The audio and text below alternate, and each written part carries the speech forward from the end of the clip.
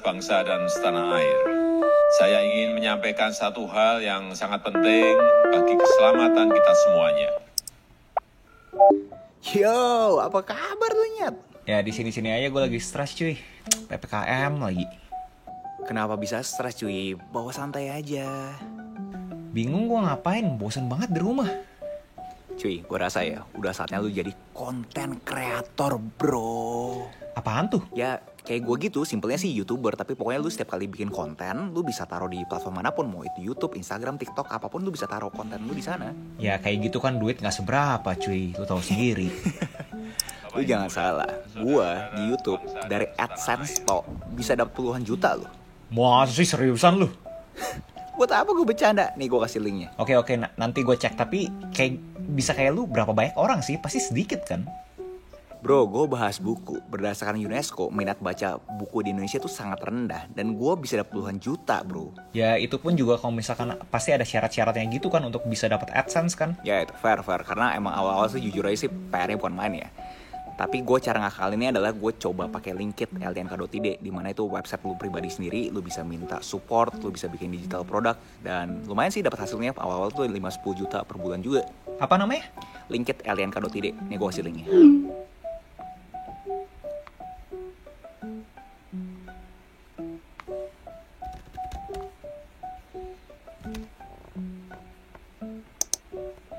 Ya tapi tetep aja lah bro, gue berasa gak ada yang menarik sama hidup gue.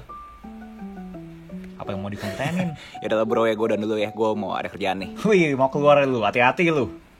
Jangan lupa pakai masker. Kagak lah bro, gue abis ini cuma mau nge-YouTube doang. Main bro, cuan. Hah? Bisa cuan? Bisa cuan.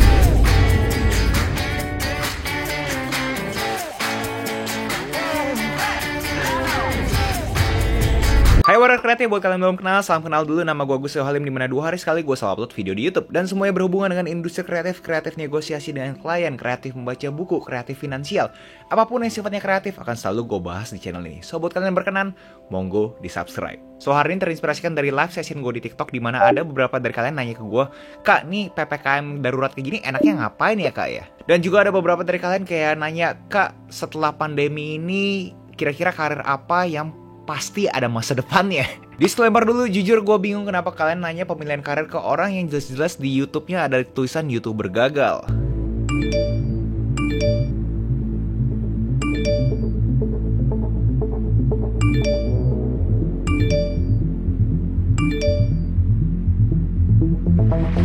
Tapi kalau misalnya gue harus jawab pertanyaan ini, menurut gue ada 2 karir yang pasti menjanjikan masa depannya. Dan terutama dengan kondisi sekarang yang lagi PPKM, buat kalian yang nonton di masa depan, mungkin kalian nggak tahu PPKM apa, kalian bisa google aja PPKM 2021.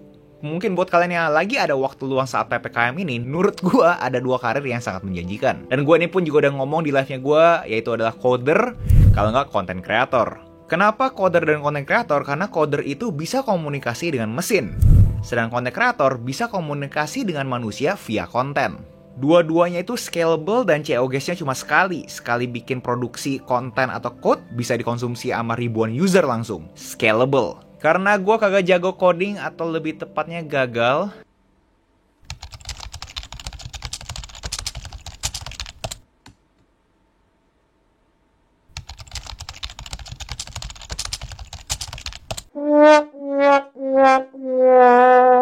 Gue bakal elaborasi kenapa kalian harus mengasah keterampilan kalian sebagai content creator, terutama kita yang punya waktu luang karena PPKM darurat ini. Dan bagaimana akhirnya kita bisa menjadikan YouTuber atau content creator ini menjadi profesi atau karirnya kita. Kenapa penting mengasah keterampilan kalian? Pertama adalah creators economy. Creator economy of $69 million. Creators with just a few hundred fans are turning to platforms where they, not Facebook, can control. Gue udah ngebahas dikit jargon creators economy ini. Kalian bisa tahu lebih detailnya di video tersebut.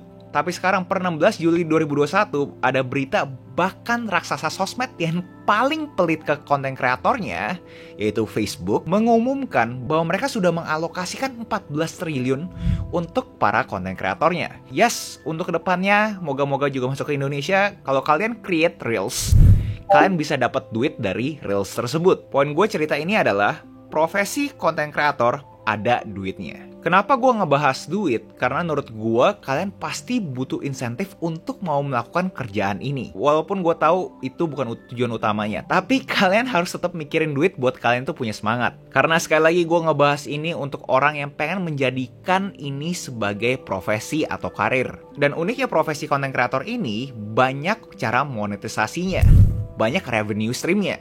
Kalian bisa jualan produk dari physical atau digital. Kalian bisa jual jasanya kalian, jasa sebagai influencer, atau kalian bisa jualan jasa industri yang kalian memang terampil, contoh fotografer. Mungkin yang kalian agak asing adalah jualan digital product. Contohnya kayak ebook, e-course, presets. Jualan kayak gitu lumayan loh. Gue pakai Linkit lnk.id bisa jualan 7-10 jutaan per bulannya. So, shout out juga ke Linkit lnk.id yang bikin gue jadi mudah untuk mendistribusikan digital produknya gue.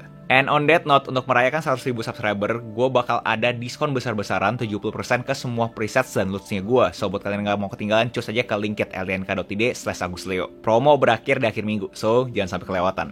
Warren Buffett bahkan bilang kalau misalnya kalian mau naikin net worth-nya kalian sampai 50% adalah dengan mempertajam keterampilan komunikasi.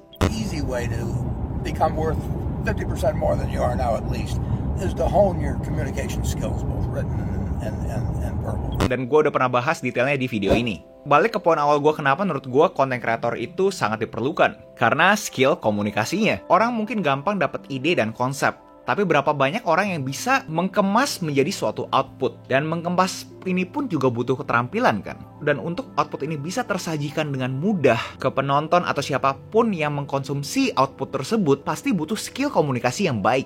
Tapi yes, keterampilan ini menurut gue adalah complementary. Contoh kalau misalnya kalian jago finance, ya kalian kalau misalnya ini ya kalian akhirnya bisa storytelling finance dengan menarik. Contoh kalau misalnya kalian jago fotografi, ya akhirnya kalian bisa mengkomunikasikan gaya fotografi kalian lebih menarik. Jadi menurut gue, jago berkarya dan jago berkomunikasi adalah dua hal yang berbeda. Kalau kalian bisa nikahin ini, you guys will be unstoppable. Dan profesi untuk ngelatih kalian ngelakuin ini hanya content creator. Atau lebih spesifiknya, YouTuber. Jadi trik otak kalian secara egois, secara selfish, bahwa kalian ngebagi ini semua, fungsinya tuh buat kalian. Kalian punya kepentingan untuk mempertajam kalian punya keterampilan. Apalagi di konteks edukasi. Richard Feynman pernah bilang, if you want to master something, teach it. Kalau lu mau menguasai sesuatu, ajarkan ke orang lain. Lalu ini adalah satu-satunya profesi yang gratis dan kagak ribet untuk mulainya. Karena semua straightforward, semua serba transparan gitu loh. Kalian tahu apa yang harus kalian lakukan untuk upload video YouTube. Kalau misalkan profesi-profesi lain kan banyak gatekeepernya kan, banyak menjaga pintunya kan. Dan belum ada politiknya juga kadang-kadang. Ibaratnya kalau misalnya kalian jadi YouTuber, kalian tinggal upload aja, udah toko kalian udah jalan, udah online, dan langsung bisa dapat feedbacknya. Yes, gue tahu ada protagonis di mana kalau kita broadcast diri kita ke dunia online, dunia maya ini, bisa bahaya juga di mana ya sampai orang-orang bisa jadi stalker dan bahkan bisa tahu rumah kita di mana. Tapi di zaman sekarang pun kalian bisa buat konten dengan nama samarannya kalian, alias pseudonyms. Oke bro, gue dapet, tapi gue mulai dari mana? Konten gue apa? Terus alatnya apa? Untuk awal-awal jangan terlalu idealis, jangan ngeliat semuanya harus perfect. Cari yang gampang aja, dan yang paling gampang menurut gue adalah menentukan jam kerja. Contoh kasusnya gue kagak mikirin dulu konten apa yang gue pengen sajikan. Hal yang gue pertama kali lakukan adalah gue komit dulu 2 hari sekali gue harus upload video di YouTube.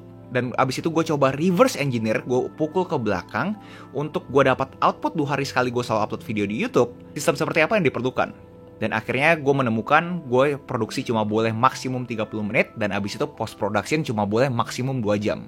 Kenapa gue melakukan peraturan palsu seperti itu? Karena untuk jiwa seniman gue kagak bergejolak. Tanpa ada peraturan itu gue rasa gue kagak mungkin bikin 100 video dalam 200 hari. Karena simpelnya siapa sih yang tahan ngeliat viewsnya cuma puluhan, ratusan, flop terus setiap kali upload, flop, gak ada yang nonton, gak ada yang komen. Secara rasional orang pasti nyerah. Dan buat kalian yang bingung mau konten apa yang kalian sajikan ke YouTube, coba mikir dari apa yang kalian nafas setiap hari. Apa tuh yang kalian kerjain sebelum kalian mulai ngonten?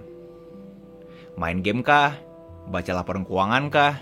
Yang kalian tuh udah gak usah palsu lagi depan kamera. Lalu gue juga ketemu website answerthepublic.com, di mana kalian bisa taruh kata kunci yang kalian mau bahas. Lalu secara otomatis website tersebut generate ide-ide yang berhubungan dengan kata kunci tersebut. Dan buat kalian yang bingung mau mulai dari platform mana, menurut gue apapun boleh, tapi yang penting harus video. Kenapa video? Karena semua platform sekarang berlomba-lomba ke arah video. Tapi kalau misalkan advice dari gue, mulai dari YouTube dulu. Kenapa? Karena itu platform yang paling susah. Dan kalau misalkan berhasil di YouTube, hasilnya itu akan eksponensial dibandingkan platform-platform lainnya. Kenapa? Karena YouTube itu udah kayak search engine, udah kayak Google. Karena kalian juga kadang-kadang notice kan, kalian Google sesuatu aja keluarnya malah YouTube videos. Kedua, YouTube itu adalah long form content, dimana dari long form content tersebut kalian bisa repurpose ke konten-konten mikro untuk ke Instagram, ke Twitter, ke TikTok. Jadi dengan kalian ngebuat YouTube videos, kalian tuh bisa langsung distribusikan ke semua social media channel. Tapi kalau konteksnya pemula, gue rekomen buat kalian cobain YouTube Shorts dulu aja, yaitu adalah vertical video 9:16 di bawah 1 menit. Dari kalian bikin YouTube Shorts tersebut, kalian bisa langsung distribusikan ke Instagram via Reels dan ke TikTok. Sebenarnya banyak banget sih yang bisa dibahas untuk tips-tips sebagai YouTuber pemula. Tapi gue takut video kelamaan, jadi gue share aja bullet list yang gue siapin. Jangan mikirin apa yang orang bilang, gear doesn't matter, worry about your output, not your outcome. Jadi peduliin kalian punya video itu udah berapa banyak, bukan lihat subscriber kalian berapa banyak. Quantity builds quality, jangan khawatir terhadap niche. Gue tahu mungkin ada beberapa dari kalian takut bahwa gue kalau misalnya ngomongin sesuatu harus spesifik, harus niche-nya gue nih. Kagak juga, karena kebukti dari studi kasus gue yang bukan siapa-siapa, kadang-kadang ngebahas buku, ngebahas sosial media, bahkan ngebahas kripto, juga bisa menghasilkan. Dan video lebih lengkapnya ada di video ini. Pastinya ada faktor storytellingnya. Tapi kalau ngomongin storytelling itu juga bakal satu video tersendiri. Ya, itu fungsinya kalian butuh subscribe ke channelnya gue. Balik ke objektif video ini. Apa karir yang kalian bisa lakukan selama PPKM ini dan pasti menghasilkan atau cuan di masa depan yang menjanjikan? 1A adalah coder atau software engineer, 1B adalah content creator. Dan gue harap video ini sudah bisa memberitahukan kalian informasi atau lebih tepatnya benefit-benefit yang kalian bisa dapat kalau misalnya kalian jadi content creator. Profesi ini bisa menghasilkan pendapatan yang menjanjikan.